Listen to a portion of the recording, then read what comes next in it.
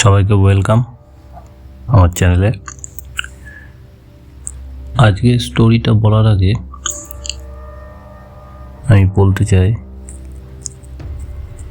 যে এই স্টোরিটা অ্যাকচুয়ালি আমার ফ্যামিলি, আমার মামা বাড়ির তরফের।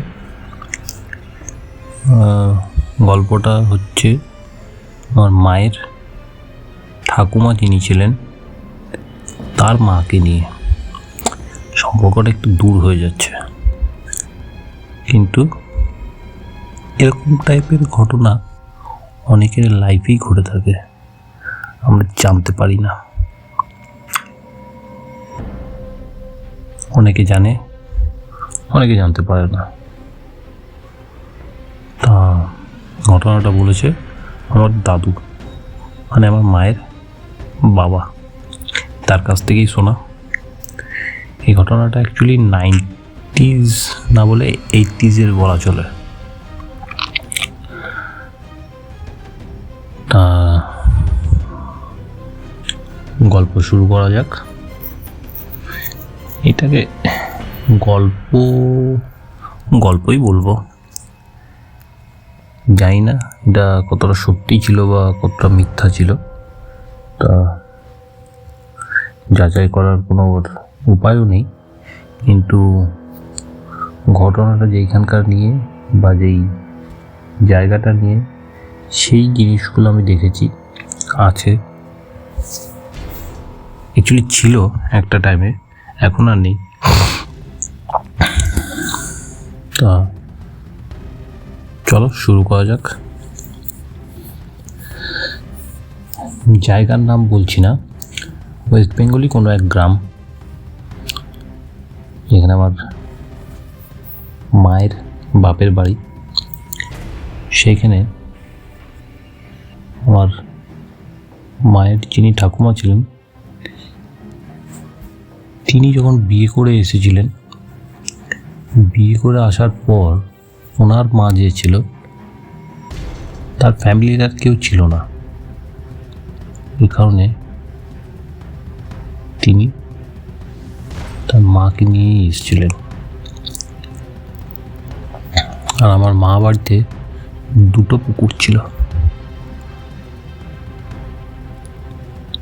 একটা পুকুর তার মধ্যে এখনো আছে, আর একটা পুকুর অস্তিত্ব নেই। আর আজকের গল্প সেই না থাকা পুকুরটাকে ঘিরেই। আমি পুকুরের নামও বলছি না, কারণ বললেই অনেকে জানতে পেরে যাবে জায়গাটার ব্যাপারে। তা 1 নাম্বার, এখন বর্তমানে পুকুরটা আছে যেটা, আর 2nd পুকুর যেটা নেই, আর যাকে ঘিরেই ঘটনাটা ঘটেছে।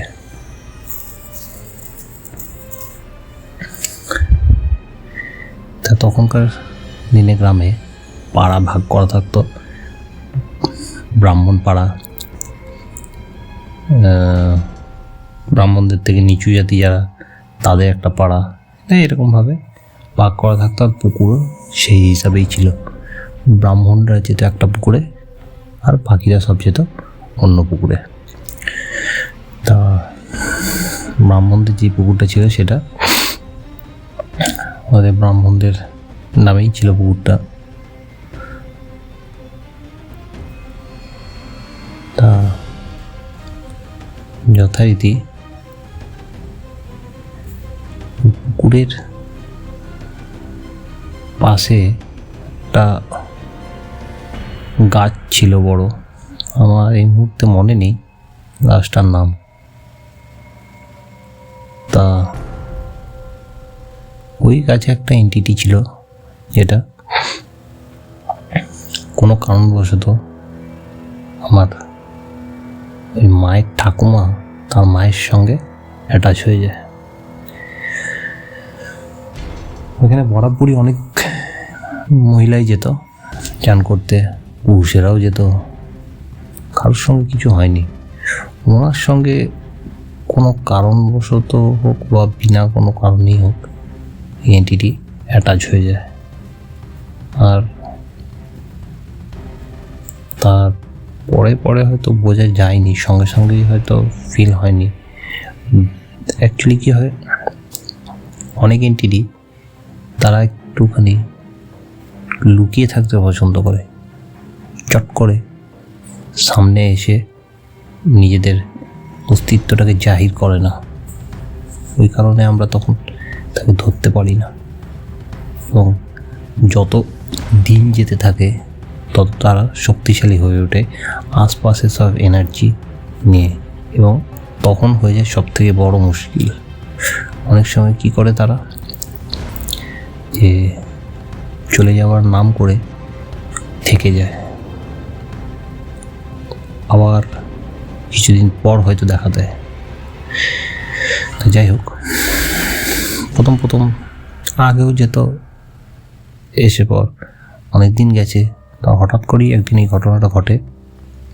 প্রথমে বোঝা যায়নি, আস্তে আস্তে প্রবলেমটা বাড়তে শুরু করে। তা কেমন প্রবলেম হতো, উনি খুবই বয়স্ক মানুষ ছিলেন, অথচ বয়সের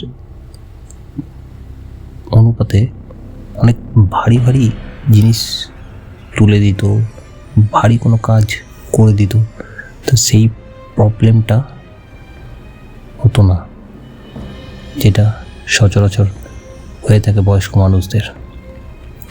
প্রথমে কেউ গ্রাহ্য করেনি জিনিসটা, কিন্তু পরে আস্তে আস্তে গ্রাহ্য করতে শুরু করলো যখন, তখন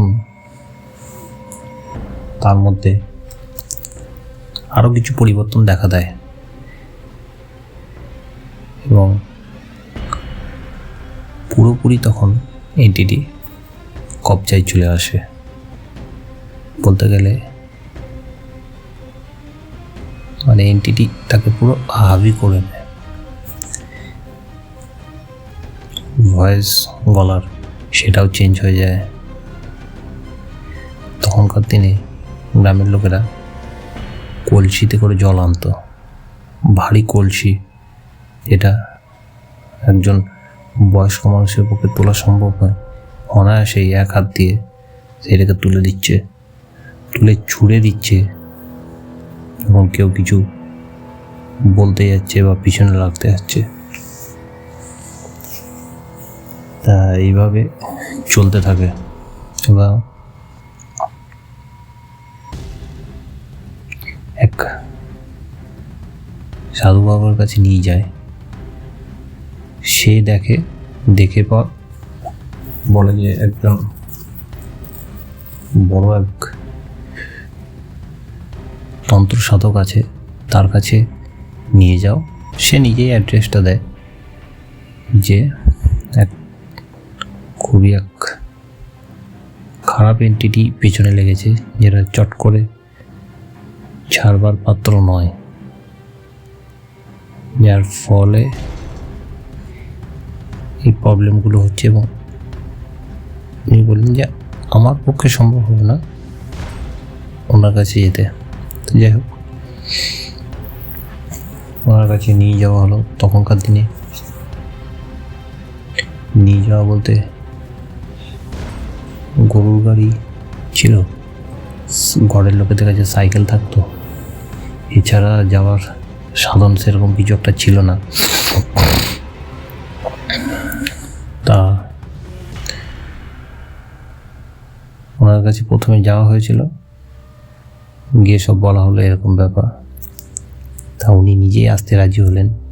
তো ওনাকে আনা হলো, উনি দেখলেন, দেখে একটা ডেট ঠিক করলেন।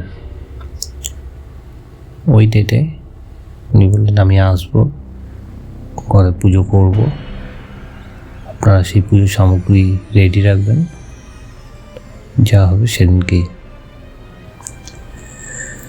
যথারীতি উনি এলেন সেই ডেট ধরে। পুজোর সামগ্রী রেডি ছিল, এনে রাখা ছিল, এবং পুজো শুরু হলো। দিয়ে ওকে জিজ্ঞেস করা হলো যে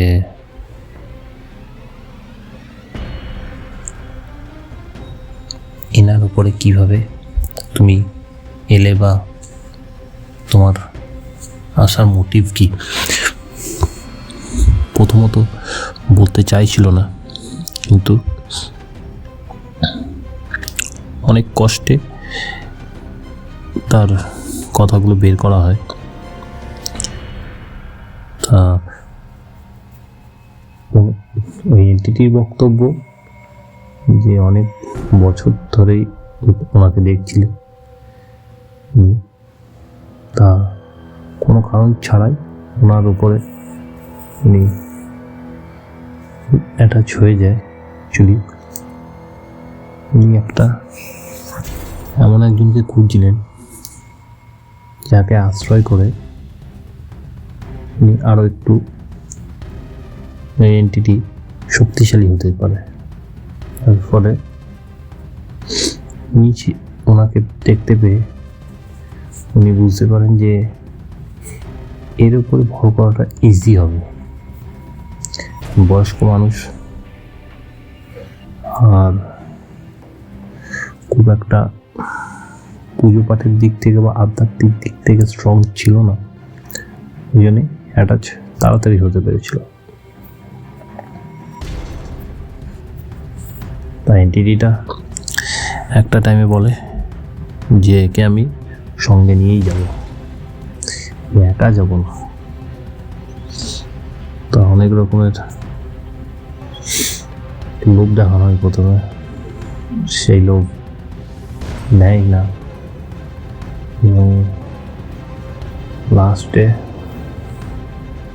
ওই তান্ত্রিকের কাছেও অনেক এন্টিটি আছে, অনেক সিদ্ধি আছে, যার প্রয়োগ করে এন্টিটিকে তাড়ানো হয়। তা যাওয়ার সময় এন্টিটিটা বলে, জিজ্ঞেস করা হয়েছিল যে আমরা জানতে পারবো কী করে যে তুমি এখান থেকে বিদায় নিয়েছো। তা ওই এন্টিটিটা বলে, যখন আমি যাবো তখন তাদের খামার বাড়ি ছিল, গ্রামের লোকেদের ম্যাক্সিমাম ঘরে। তোমাদের খামার বাড়িতে একটা বড় লিচু গাছ ছিল।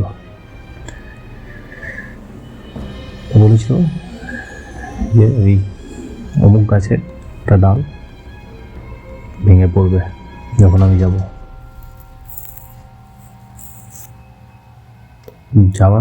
যেতে যেতে একটা বড় ভারী কলসি রাখা ছিল, সেই কলসিটাকে তো তুলে ফেলেই আমার মায়ের যেই ঠাকুমার মা ছিল সে, আর ওই কলসিটাতে এক কলসি জলও ছিল, এক হাতে রীতিমতো তুলে ছুঁড়ে ফেলে। এত জোরেই ছড়ে ওইটার দেওয়ালে লেগে কলসিটা বেঁকে পর্যন্ত যায়। আর তার কিছুক্ষণ পরেই খামার বাড়ির গাছটা একটা ডাল সেই বিকট আওয়াজ নিয়ে ভাঙে, বড় মোটা ডাল। তারপরে অজ্ঞান হয়ে পড়ে।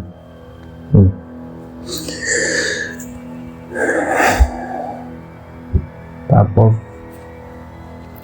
সবাই যখন গেল খামার বাড়িতে দেখতে, তখন দেখলো একটা বড় মোটা ডাল ভেঙে আছে, যেটা মানে কাঁচা ডাল ভাঙা নর্মালি সম্ভব নয়, যেভাবে ভেঙেছিল এটা।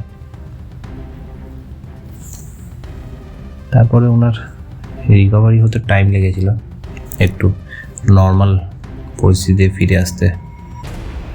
আর তারপর থেকে ওই পুকুরে যাওয়াটা এক প্রকারভাবে ওদের বন্ধই হয়ে যায়। কারণ গ্রামের তো তখনকার দিনে গ্রামে এইসব ঘটনা লুকিয়ে রাখা তো যেত না, ওই কারণেই। আর এখন সে পুকুরের কোনো অস্তিত্বই নেই। গাছটা হয়তো আছে, বলতে পারবো কি না গাছটা আছে কি নেই, পুকুরটার আর কোনো অস্তিত্ব নেই। সে আরেকটা পুকুর ছেড়েছিল, সেই পুকুরে অন্য লোকেরা চান করতো, অব্রাহ্মণ লোকেরা। এখন সেই পুকুরটাতেই সবাই এখন করেন, মানে তারপরে শুরু করেছিল চান করা। এখন তো সব যে যা নিজে নিজে বাথরুম হয়ে গেছে, বাড়িতেই সব কিছু হয়। তাই এই ছিল আজকের ঘটনা।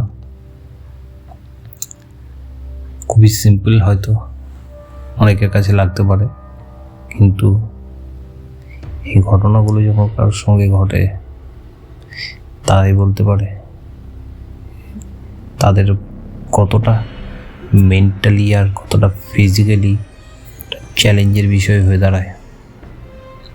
আর যার উপরে ঘটে ঘটনাটা, তারা ফিজিক্যালি কতটা উইক হয়ে যায়, তাদের অরা যেটা বলে সেটা কতটা উইক হয়ে যায় ওদের তারাই জানে।